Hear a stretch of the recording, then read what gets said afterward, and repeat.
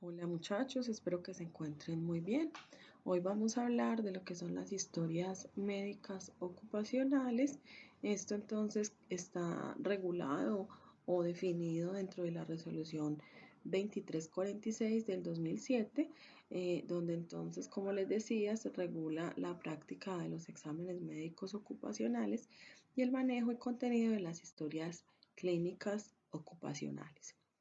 Es importante tener en cuenta que esta norma aplica para todas las personas que contraten, ¿cierto? Para todos los empleadores, sean públicos o privados, contratistas o subcontratistas, o entidades administradoras de riesgos profesionales que tengan algún tipo de vinculación con trabajadores dependientes, contratistas o prestadores de servicio, o también aplica para los trabajadores independientes cuando para el desarrollo de sus actividades o para la contratación sea exigido entonces este examen.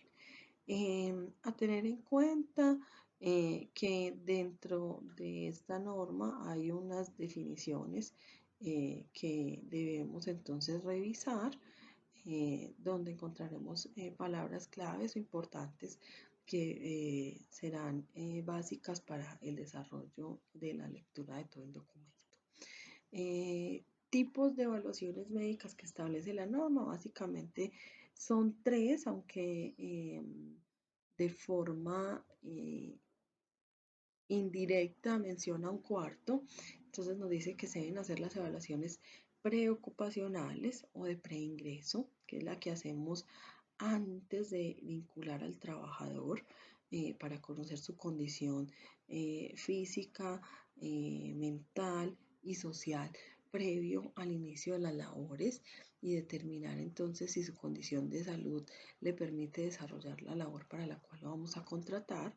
El otro serían los exámenes ocupacionales periódicos o exámenes programados por cambio de ocupación o por el monitoreo de las condiciones ambientales a las que estoy exponiendo a ese trabajador.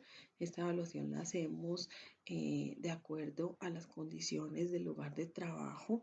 Se establece su periodicidad y se hacen los análisis necesarios para garantizar entonces que estamos vigilando o monitoreando su condición de salud, y los exámenes postocupacionales o de egreso que le hacemos al trabajador una vez entonces termine la relación laboral, y en la cual podemos determinar las condiciones en las que este trabajador eh, sale de la empresa, y tener claro pues entonces cómo va a ser el actuar o el proceder con este trabajador de acuerdo al resultado que establezca.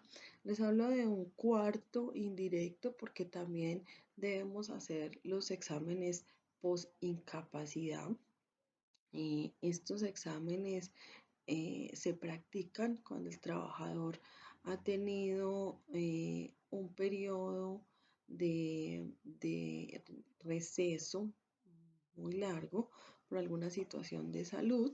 Entonces, cuando estas incapacidades se extienden por más de un mes, es importante que este trabajador sea vigilado o evaluado, monitoreado previo al inicio de sus labores, y pues poder conocer si tiene la capacidad y su condición de salud le permite reincorporarse sin ningún problema a su actividad cotidiana, o es necesario hacer un cambio y hacer un proceso de modificación de sus labores, o un tema de reubicación temporal o definitiva, teniendo en cuenta pues los resultados de esta evaluación. La norma establece entonces cuál será el contenido de la evaluación médica, teniendo entonces presente que se debe hacer una revisión física, que se debe tener pues toda la información propia de el trabajador, dirección, lugar de residencia, nombre completo, número de documento de identidad, actividad económica del empleador, cuál es su fondo de pensiones en el que está afiliado, su EPS, información sociodemográfica, datos correspondientes entonces a el análisis que se le está haciendo, eh, antigüedad en el oficio que va a desempeñar, en años, el tiempo que lleva desempeñando esta labor, y un análisis de los factores de riesgo a los que se va a exponer. Es necesario dejar claro que los exámenes médicos eh, ocupacionales, sea de ingreso, periódicos o de retiro, están a cargo del empleador y es este pues entonces el responsable de asumir el costo que se derive de estos exámenes. Y también, importantísimo dentro de lo que dice la norma, el manejo de esta información. Recuerden que la historia clínica es un documento confidencial al cual entonces está restringido el acceso solo para pues quien esté haciendo la evaluación o el médico que desarrolle pues la actividad. Debe quedar entonces almacenada, guardada y custodiada en la IPS con la que tenemos el contrato para la realización de los exámenes.